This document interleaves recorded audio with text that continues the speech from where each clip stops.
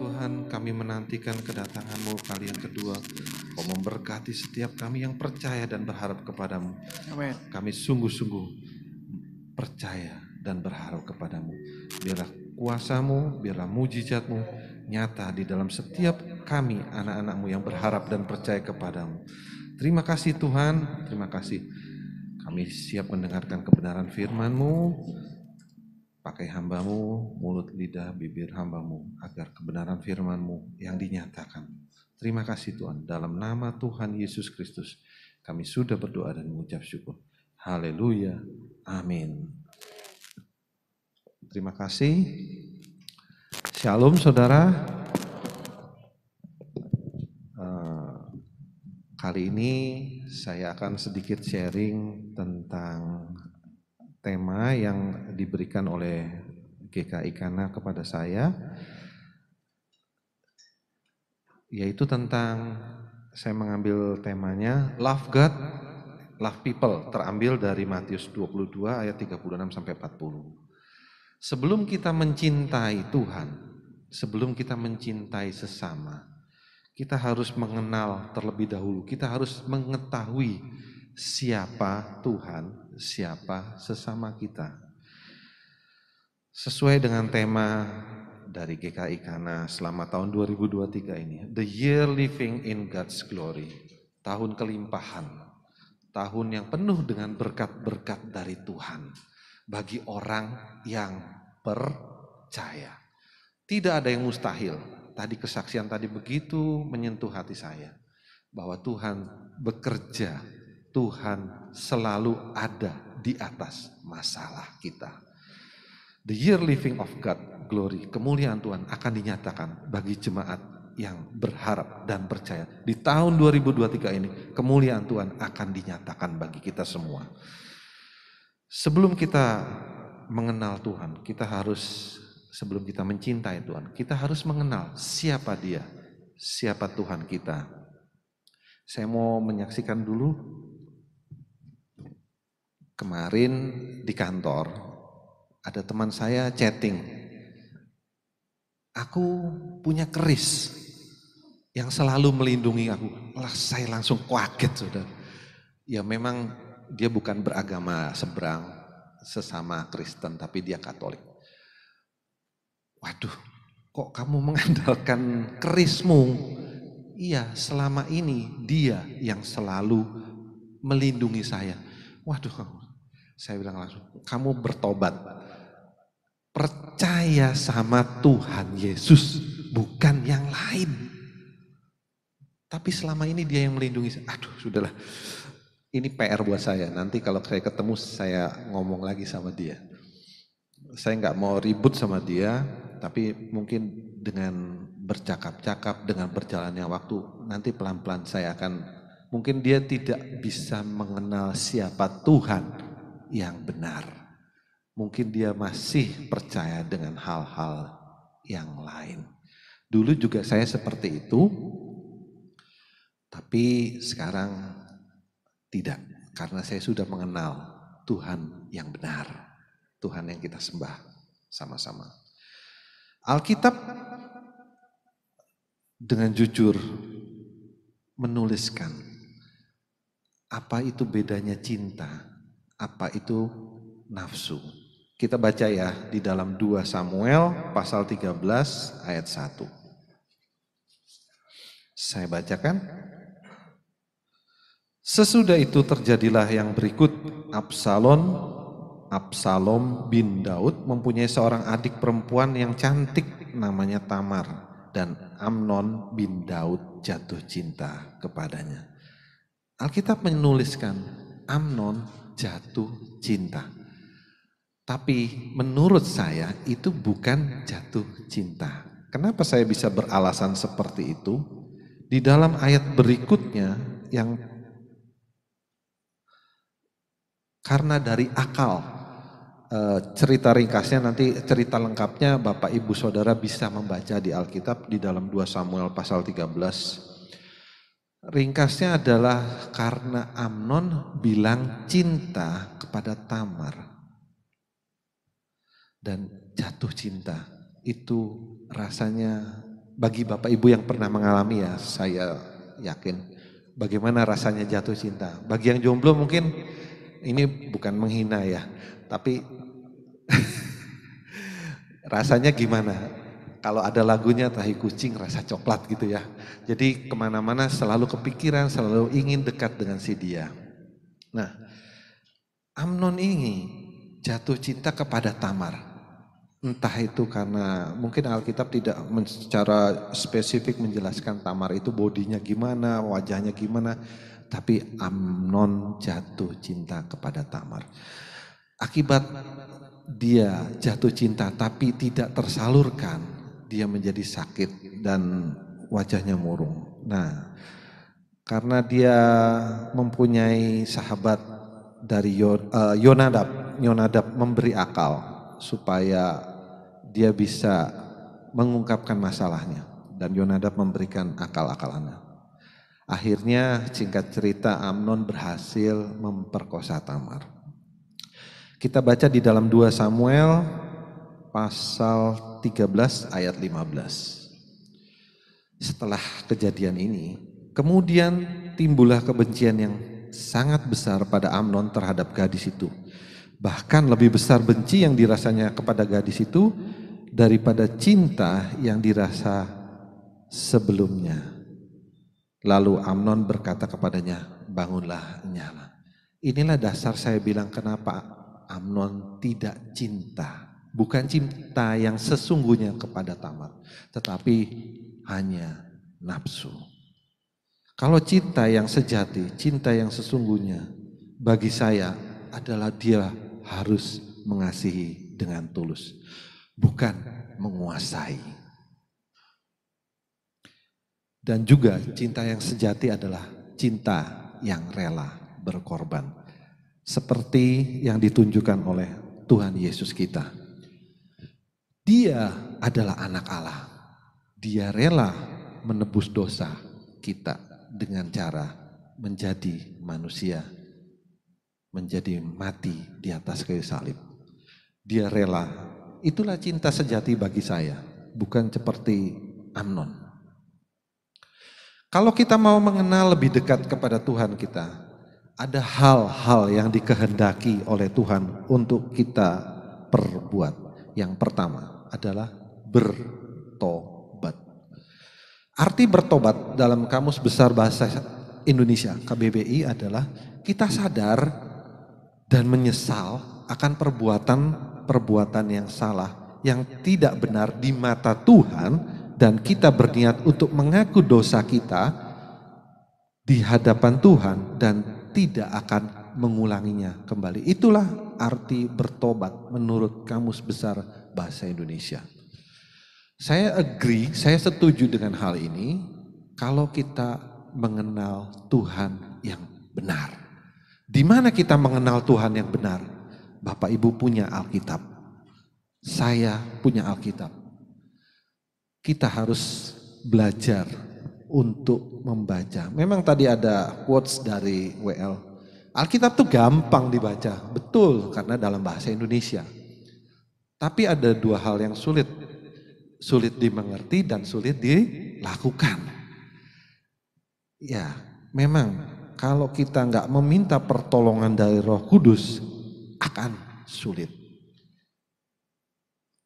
Ada beberapa reaksi ketika kita menerima perintah-perintah di dalam Alkitab. Ada contoh-contoh yang akan kita baca di dalam Alkitab kita. Ada beberapa hal yang terjadi ketika kita menerima perintah dari orang lain. Yang pertama adalah ketika kita diminta untuk melakukan sesuatu, kita menjawab ya dan kita melakukan. Yang kedua adalah kita menjawab tidak dan kita tidak melakukan. Yang ketiga adalah kita menjawab ya, tapi kita tidak melakukan. Yang keempat adalah kita menjawab tidak, tapi kita kemudian menyesal dan kita melakukan. Kita baca ayatnya ya. Di dalam Matius pasal 21 ayat 28. Ketika Tuhan Yesus bertanya kepada murid-muridnya, "Tetapi apakah pendapatmu tentang ini? Seorang mempunyai 2 anak laki-laki. Ia pergi kepada anak yang sulung dan berkata, 'Anakku, pergi dan bekerjalah hari ini dalam kebun anggur. Matius ayat 29, jawab anak itu, baik Bapa, tetapi ia tidak pergi. Dari yang ketiga tadi, menjawab ya tetapi tidak melakukan. Ayat 30, lalu orang itu pergi kepada anak yang kedua dan berkata demikian juga. Dan anak itu menjawab, aku tidak mau. Tetapi kemudian ia menyesal dan pergi juga. Ayat 31, siapakah di antara kedua orang itu yang melakukan kehendak ayahnya? Jawab mereka, yang terakhir. Kata Yesus kepada mereka, aku berkata kepadamu, sesungguhnya pemungut-pemungut cukai dan perempuan-perempuan sundal akan mendahului kamu masuk ke dalam kerajaan Allah. 32, sebab Yohanes datang untuk menunjukkan jalan kebenaran kepadamu dan kamu tidak percaya kepadanya, tetapi pemungut-pemungut cukai dan perempuan-perempuan sundal percaya kepadanya. Dan meskipun kamu melihatnya, tetapi kemudian kamu tidak menyesal dan kamu tidak juga percaya kepadanya. Ayat ini berbicara tentang perlakuan terhadap perintah. Anak sulung menjawab iya tetapi tidak melakukan. Sedangkan si bungsu menjawab tidak tetapi kemudian dia menyesal dan melakukan. Kita harus belajar dari hal-hal di dalam Alkitab ini. Baik atau buruk, Alkitab mencatat. Alkitab ini jujur, tidak cuma yang baik-baik saja. Tidak cuma yang buruk-buruk saja. Tetapi semua hal dituliskan oleh Alkitab. Kita harus belajar mempercayai. Karena Alkitab adalah kebenaran dan firman. Dalam ayat lain, Tuhan Yesus mengutus murid-muridnya untuk mempertobatkan orang-orang. Di dalam Markus pasal 6 ayat 12. Ini perintah Tuhan Yesus. Lalu pergilah mereka memberitakan bahwa orang harus bertobat. Yang diberitakan adalah pada zaman itu mereka orang-orang Israel banyak melakukan dosa menyembah kepada Allah lain. Karena lingkungan pada saat itu sangat mendukung untuk mereka menyembah kepada Allah lain. Banyak ilah-ilah, banyak Allah-Allah lain. Makanya Tuhan Yesus mengutus murid-muridnya untuk mempertobatkan mereka. Supaya mereka menyembah Allah yang benar. Yang kedua, setelah kita mengenal, pertama kita bertobat dulu, jangan simpan. Saya yakin di sini nggak ada yang nyimpen jimat-jimat, nggak ada yang nyimpen keris. Itu di tempat lain, itu teman saya juga ada yang seperti itu. Tapi di sini saya yakin semua sudah bertobat, semua sudah melakukan firman Tuhan, semua sudah ada di jalan yang benar. Tinggal kita melihat kemuliaan Tuhan dinyatakan di tahun ini. Yang kedua adalah percaya. Di dalam Yohanes pasal 14 ayat 11. Percayalah kepadaku bahwa aku di dalam Bapa dan Bapa di dalam aku, atau setidak-tidaknya percayalah karena pekerjaan-pekerjaan itu sendiri. 12. Aku berkata kepadamu, sesungguhnya barang siapa percaya kepadaku, ia akan melakukan juga pekerjaan-pekerjaan yang aku lakukan. Bahkan pekerjaan-pekerjaan yang lebih besar daripada itu, sebab aku pergi kepada Bapa. 13.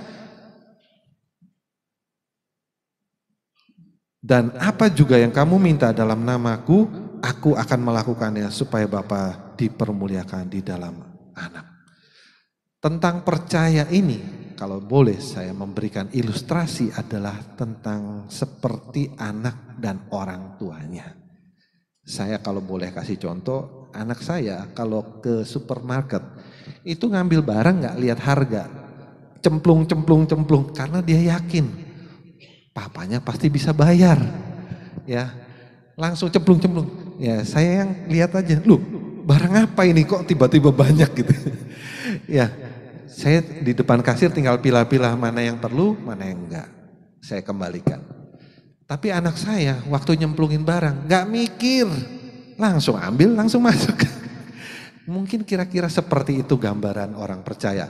Kalau kita punya Bapa di surga, kalau kita punya Bapa yang sanggup, Bapa yang besar.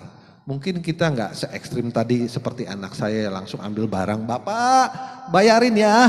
Mungkin gak seperti itu ya. Tapi kita percayanya seperti anak kecil, seperti anak yang tulus, seperti anak yang percaya bahwa Bapaknya sanggup. Kita mempunyai Bapak yang besar, Bapak yang sanggup mengatasi segala masalah kita. Bukan cuma hal keuangan, masalah kesehatan, masalah apalah, whatever, pekerjaan, masalah apa. Karena kalau kita meyakinkan diri kita, aku punya Bapa yang besar, aku punya Bapa yang sanggup. Percaya satu hal, kita akan dilindungi, kita akan diberkati. Yang nomor 2 tadi, yang pertama, yang kedua percaya, yang pertama bertobat, yang ketiga melakukan kasih. Ketika kita mau mengenal Tuhan dengan benar, kita bertobat, kita percaya Dia, yang ketiga kita melakukan kasih. Di dalam Matius pasal 22 ayat 36. Guru, hukum manakah yang terutama dalam hukum Taurat? 37, jawab Yesus kepadanya, kasihilah Tuhan Allahmu dengan segenap hatimu dan dengan segenap jiwamu dan dengan segenap akal budimu. 38, itulah hukum yang terutama dan yang pertama.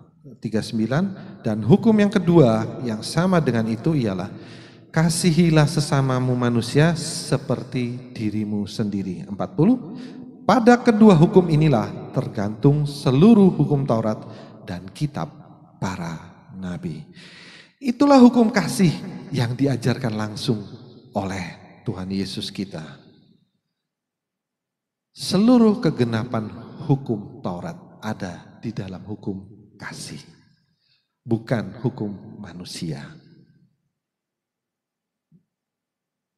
Paulus juga mempertegas hal ini di dalam ayat 1 Korintus pasal 13 ayat 1. 1 Korintus pasal 13 ayat 1. Sekalipun aku dapat berkata-kata dengan semua bahasa manusia dan bahasa malaikat, tetapi jika aku tidak mempunyai kasih, aku sama dengan gong yang berkumandang dan carang yang gemerincing. Paulus, siapa yang tidak tahu? Dulu dia adalah Saulus. Dia mengerti hukum Taurat di luar kepala. Dia mengejar para pengikut jalan Tuhan. Sehingga ketika Tuhan menampakkan diri kepadanya dan dia menjadi buta, dia bertobat dan akhirnya dipanggil Paulus. Namamu bukan lagi Saulus tetapi Paulus. Sekalipun Paulus dapat berkata-kata dengan semua bahasa manusia dan bahasa malaikat, tetapi kalau tidak punya kasih, nol. Tidak punya kasih, seperti gong yang berkumandang. Salah satu cara mengasihi Tuhan dan sesama adalah, kita baca di dalam Matius pasal 25 ayat 37. Salah satu. Matius pasal 25 ayat 37. Maka orang-orang benar itu akan menjawab dia katanya, Tuhan, bila manakah kami melihat engkau lapar dan kami memberi engkau makan, atau haus dan kami memberi engkau minum. 38. Bila manakah kami melihat engkau sebagai orang asing dan kami memberi engkau tumpangan, atau telanjang dan kami memberi engkau pakaian. 39. Bila manakah kami melihat engkau sakit atau dalam penjara dan kami mengunjungi engkau, 40, dan raja itu akan menjawab mereka, aku berkata kepadamu, sesungguhnya segala sesuatu yang kamu lakukan untuk salah seorang dari saudaraku yang paling hina ini, kamu telah melakukannya untuk aku. Tuhan jangan dilihat sebagai fisiknya waktu dia datang, ketika dia di dalam penjara, ketika dia sakit. Tuhan gak pernah masuk penjara.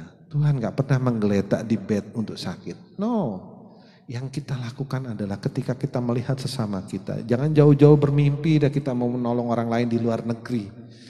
Kita ada di sini, dekat-dekat dulu aja. Ketika kita mengasihi orang lain. Ketika kita membantu orang lain.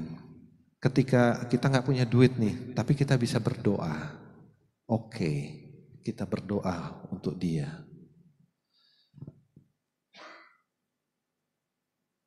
Tuhan tidak minta yang muluk-muluk kepada kita.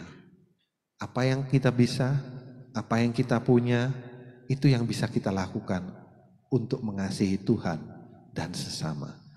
Tuhan gak minta hartamu kok, Tuhan gak minta uangmu.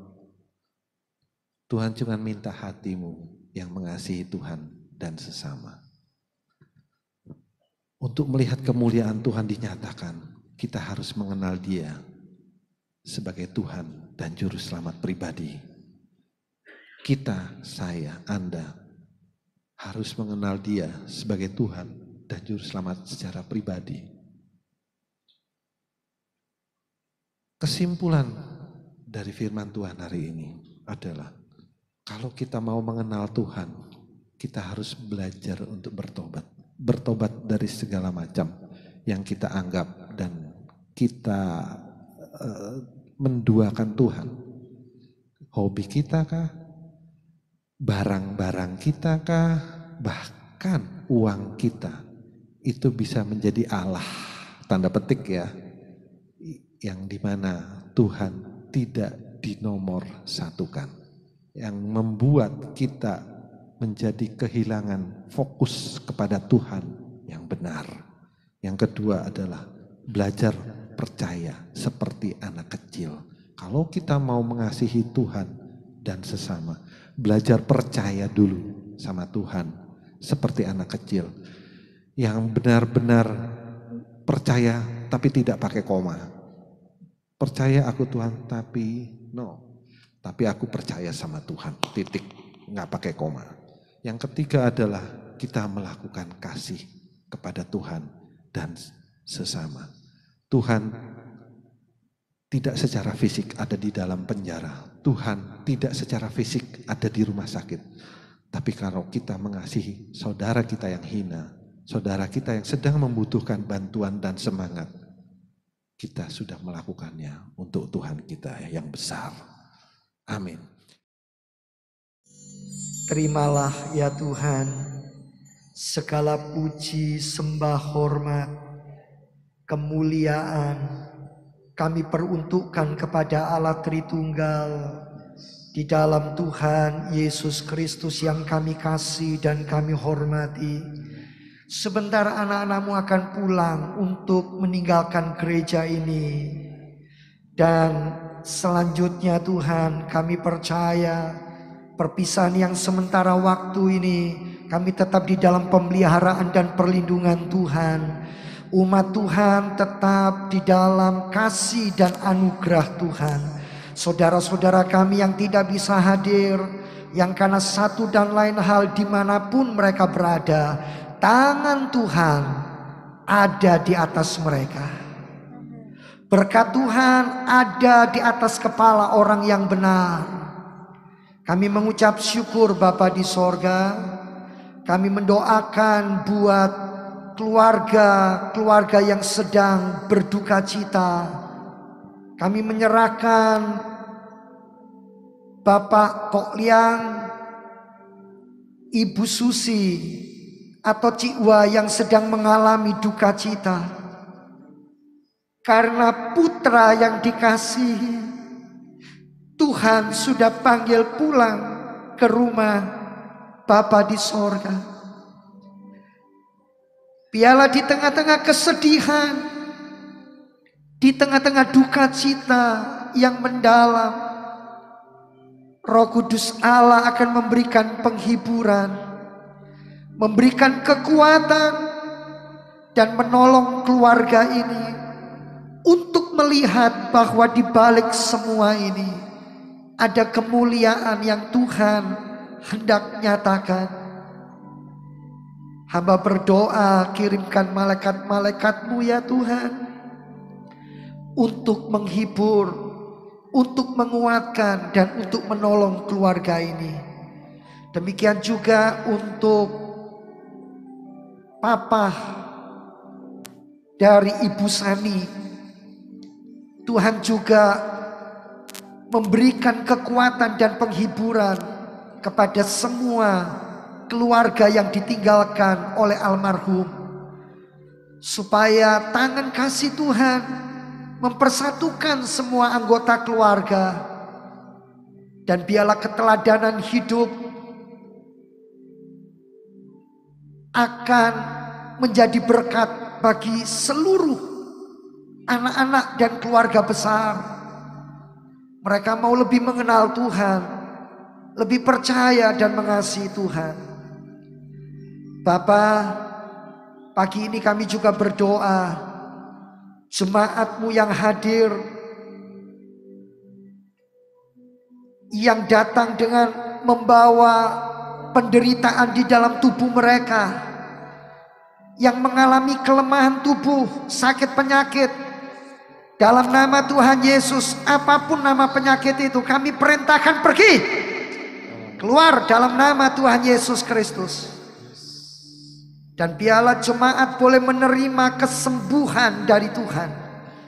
Urapan yang menyembuhkan terjadi di tempat ini. Kami perintahkan setiap kelemahan tubuh, kami memerintahkan segala roh sakit penyakit keluar dalam nama Tuhan Yesus Kristus. Jemaat yang hadir dengan beban berat, dengan pergumulan-pergumulan, kami percaya Tuhan sudah menolong dan membukakan jalan. Bapa, kami menyatukan hati memberkati semua saudara-saudara yang sudah hadir dalam ibadah pagi ini, dan yang tidak bisa hadir dimanapun mereka berada. Tuhan menjangkau mereka dan memberkati mereka. Terimalah persembahan kami ya Tuhan. Setiap rupiah diperhitungkan sebagai kebenaran, baik persepuluhan, baik persembahan kasih, diakonia, ucapan syukur, semua boleh mendatangkan berkat-berkat Tuhan atas kami. Di dalam nama Tuhan Yesus Kristus, kami menyatukan hati memberkati bangsa dan negara kami, memberkati Bapak Presiden dan wakilnya, juga semua jajaran menteri, juga DPR, MPR, sampai pejabat tingkat yang terendah di negeri kami yang kami cintai ini. Biarlah diberikan hati yang takut dan menghormati Tuhan.